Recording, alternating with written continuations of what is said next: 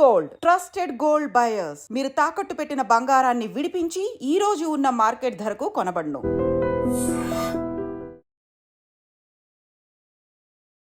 Hi, hello, నమస్తే, welcome back to iDream media. ఈరోజు మనతో ఉన్నారు AMFI certified mutual fund distributor అయిన బొనిగల సలోమన్ గారు. ముఖ్యంగా ఒక ఫిన్టెక్ కంపెనీ ఇండియాలో చేసిన రీసెర్చ్ అబ్జర్వ్ చేసినట్లయితే బాగా చదువుకున్న వాళ్ళు ఎక్కువ శాతం అప్పులు చేస్తున్నారని తెలుస్తూ ఉందంట. అసలు ఎందుకు ఇలా జరుగుతుంది? ఈ విషయాలన్నీ తెలుసుకుందాం. నమస్కారం సార్. నమస్తే అండి విరాట్ గారు. సార్, అంటే ఇండియాలో బాగా చదువుకున్న వాళ్ళు, బాగా తెలివైన వాళ్ళే ఎక్కువ అప్పులు చేస్తున్నారని చెప్పేసి ఒక ఫిన్టెక్ కంపెనీ చెప్పడం జరిగిందండి. ఎందుకు ఇలా జరుగుతుంది అంటారు? దీనిపై మీరు రీసెర్చ్ చేయండి. ఇప్పుడు చూడండి విరాట్ గారు, ఫస్ట్ థింగ్ ఏంటంటే బాగా చదువుకున్న వాళ్ళు బాగా సంపాదించే స్థితికి వస్తున్నారు. అయితే ఫినాన్షియల్ ఎడ్యుకేషన్ ఇంపార్టెంట్, ఆర్థికపరమైన జ్ఞానం ఇంపార్టెంట్. మనకు చిన్నప్పటి నుంచి మ్యాథ్స్, సైన్స్ ఇవన్నీ చెప్తాం, కానీ ఫినాన్స్లో మనం విద్యార్థులను ట్రైన్ చేయం. చూడండి, ఫస్ట్ థింగ్ ఏంటంటే ఎప్పుడైనా అప్పులు కావద్దంటే డబ్బు మీకోసం పనిచేయాలి. Money should work for you. Money మీకోసం పనిచేయాలి. ఒక డబ్బు మీకోసం పనిచేస్తే డబ్బు మీకు బెస్ట్ ఫ్రెండ్ అవుతుంది. ఇక అంతకు మించిన ఫ్రెండ్ ఉంటారు. ఏం చేయాలి అప్పుడు? మనం ఏం చేయాలంటే చిన్నప్పటి నుంచే మనం ఫినాన్షియల్ జ్ఞానం ఇవ్వాలని అనుకున్నాం.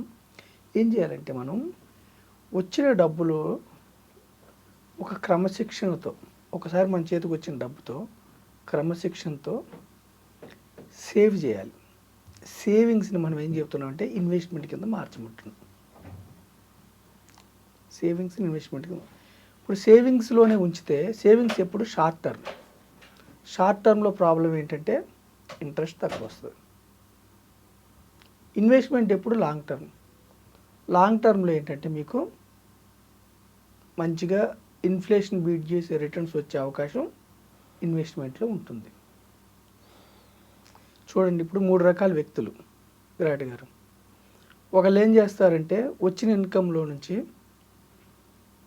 కొంత సేవ్ చేస్తారు.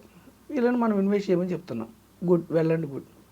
రెండో రకం వ్యక్తులు ఏమిటంటే వచ్చిన ఇన్కమ్ వచ్చినట్టు స్పెండ్ చేస్తారు. మూడో రకం వ్యక్తులు ఏమిటంటే వచ్చిన ఇన్కమ్ వచ్చినట్టు స్పెండ్ చేసి పైగా రాబోయే ఇన్కమ్, ఫ్యూచర్లో వచ్చే జీతం, ఫ్యూచర్లో బిజినెస్ ద్వారా వచ్చే జీతం కూడా వాటికి కూడా అప్పులు పెట్టుకుంటారు. ఎలా? ఈఎంఐలు అనుకోండి. భవిష్యత్తు మొత్తం వచ్చే డబ్బుల్ని ఈఎంఐలు పెడతాం. లేదంటే ఇప్పుడు క్రెడిట్ కార్డులో మనం వాడాం, ఏదన్నా టైంకి కట్టామనుకో, వెళ్ళండి గుడ్. అవును. కట్టలేదనుకోండి ఏమవుతుంది? మన మనీ మన కోసం వర్క్ చేయటం కాదు, బ్యాంక్ వాడు ఇచ్చిన మనీ బ్యాంక్ కోసం పనిచేస్తుంది, మీకు అగైనిస్ట్గా పనిచేస్తుంది. ఇప్పుడు ఎనీ క్రెడిట్ కార్డ్ అండి 30% పైన ఉంది. మనము డ్యూ డేట్ లోపు కట్టకపోతే 30, 36%, 48%. మనం స్టాక్ మార్కెట్లో రిటర్న్స్ ప్రిడిక్షన్ ఎంత చేస్తున్నాము విరాట్ గారు? 12%. 12% అంటే రూపాయి వడ్డీ. 30% అంటే ఎంత?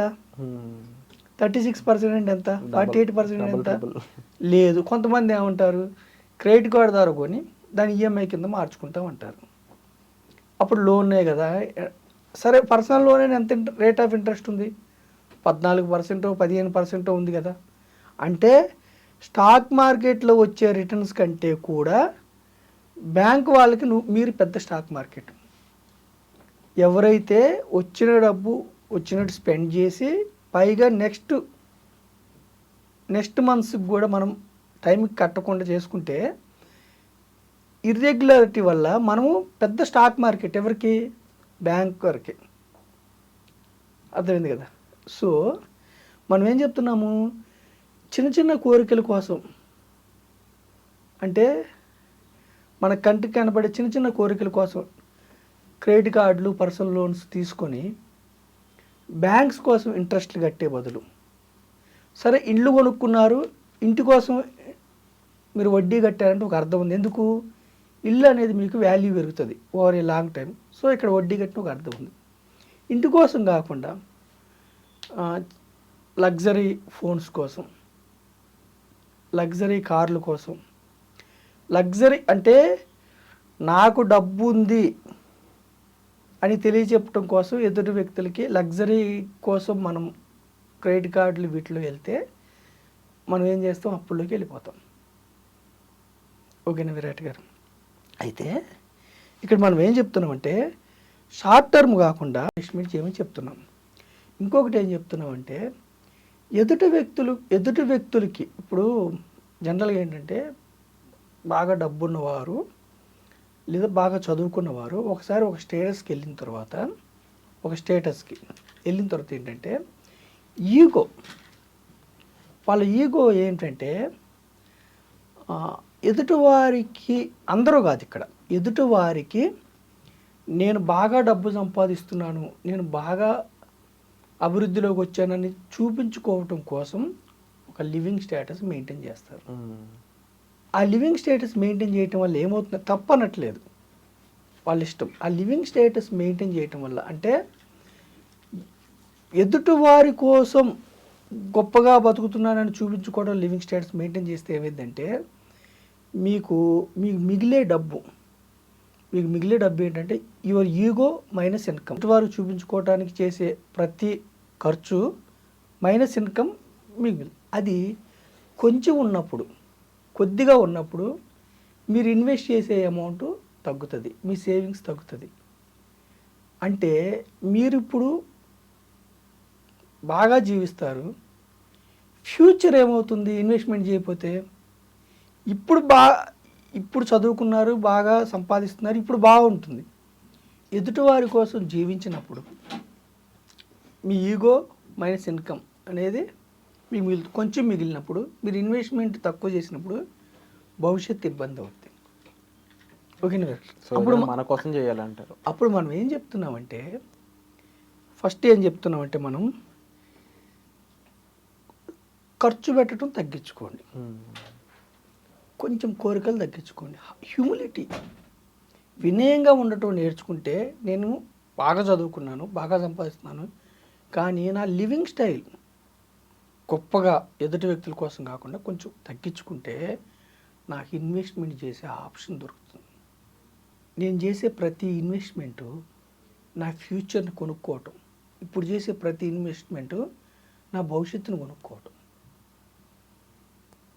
ఇన్వెస్ట్మెంట్ చేయటం వల్ల మనకేమంటే ఇప్పుడు డబ్బు ఏంటంటే ట్యాంజిబుల్, మనకు కనపడే వస్తువులను కొనుక్కోవాలని మన మనసు ప్రేరేపిస్తుంది. గోల్డ్ కావచ్చు, సిల్వర్ కావచ్చు, కార్లు కావచ్చు, బైకులు కావచ్చు, హౌసెస్ కావచ్చు, ప్లాట్స్ కావచ్చు. దానివల్ల ఏంటి, మనకు సంతోషపడతాం. అసలు దీనికంటే సంతోషం ఏమిటంటే ఎప్పుడైతే మీకు భవిష్యత్తులో ఉద్యోగం లేదు, మీ ఒంట్లో శక్తి లేదో, ఓపిక లేదో, మీరు పని చేయకపోయినా మీ మనీ మీకోసం పనిచేయాలంటే మీరేం చేయాలి? ఇప్పుడు వినయంగా ఉండాలి.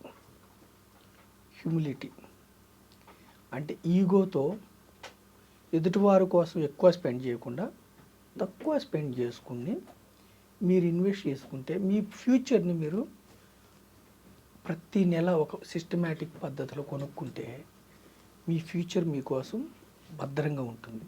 Wonderful sir. అయితే ఇక్కడ చూడండి విరాట్ గారు, మీ ఫ్యూచర్ భద్రంగా ఉంటుంది. ఈ ఇన్వెస్ట్మెంట్ కూడా ఎలా ఉండాలంటే 2 రకాలుగా చేయొచ్చు.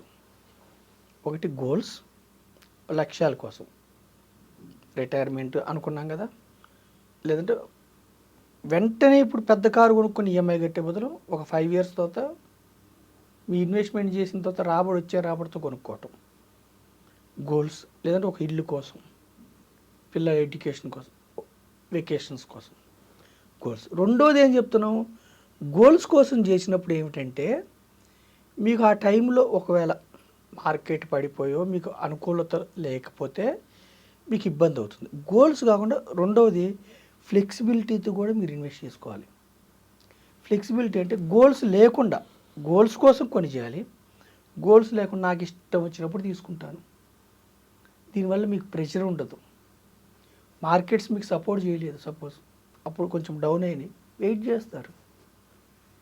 మీకు మంచిగా ఆ డబ్బు తీసుకుని కట్ చేయాలని చేస్తారు. అంటే మనం ఏం చెప్తున్నామంటే మీరు ఎంత గొప్పగా చదివి ఎంత ఎక్కువ సంపాదిస్తున్నా ఫినాన్షియల్లో సక్సెస్ కాకపోవడానికి కారణాలు ఏమిటంటే ఎదుటివారి కోసం జీవించటం, గొప్పగా జీవించినా పర్వాలేదు, ఇన్వెస్ట్మెంట్ తక్కువ చేసుకోవటం. ఈ రెండు కూడా ఆపోజిట్గా చేయాలి. ఇప్పుడు చూడండి, చదువు పెద్దగా లేకపోయినా, చేతికి వచ్చే డబ్బు పెద్దగా ఎక్కువ లేకపోయినా, కొంచెం వస్తున్నా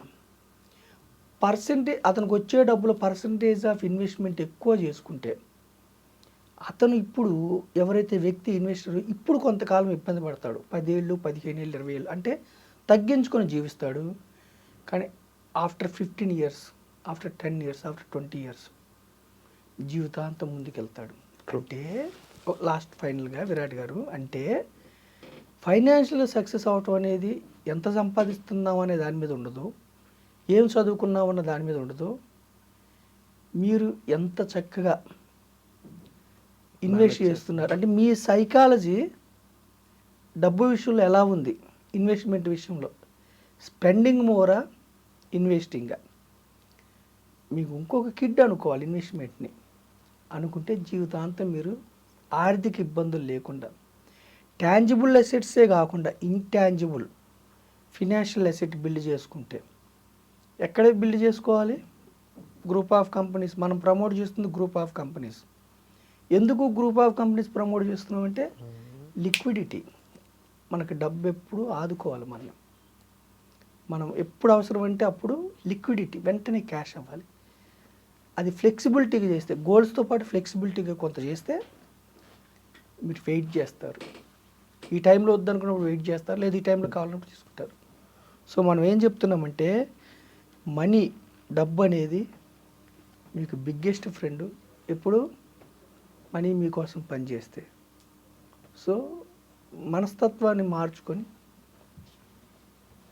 అందరూ కాదు, అందరూ చదువుకున్న వాళ్ళు, అందరూ డబ్బు ఉన్న వాళ్ళు, ఎక్కువ సంపాదించే వాళ్ళు అప్లై అవుతున్నారు కదా, కొంతమంది ఫినాన్షియల్గా ఇన్వెస్ట్మెంట్ ప్రాసెస్ తెలియకపోవటం వల్ల వాళ్ళు ఇబ్బంది పడుతున్నారు. సో మన ఎపిసోడ్ ద్వారా ఏం చెప్తున్నామంటే చక్కగా మీరు కొంచెం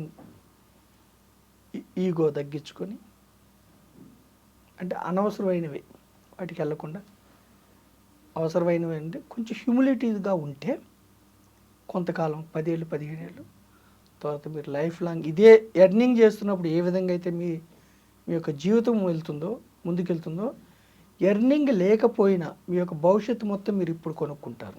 ట్రూ సార్. అండ్ డెఫినెట్లీ మీరు చెప్పిన వాటిలో ముఖ్యంగా హోదాలకు పోయి అన్నెసరీ ఖర్చులు చేయకుండా దాని ఇన్వెస్ట్మెంట్ ఉపయోగించుకొని ఒక సెక్యూర్ ఫ్యూచర్ని ప్రతి ఒక్కరూ కూడా నిలబెట్టుకోవాలని అందరినీ కోరుకుంటున్నాం. మీకు దీనిపై మరింత డీటెయిల్స్ కావాలనుకున్నట్లయితే డిస్ప్లే అవుతున్న నెంబర్స్ కాల్ చేసి ఆ ఇన్వెస్ట్మెంట్ ఎలా చేయాలనేది సాల్మన్ గారిని అడగవచ్చు. Thank you so much sir. Thank you అండి విరాట్ గారు.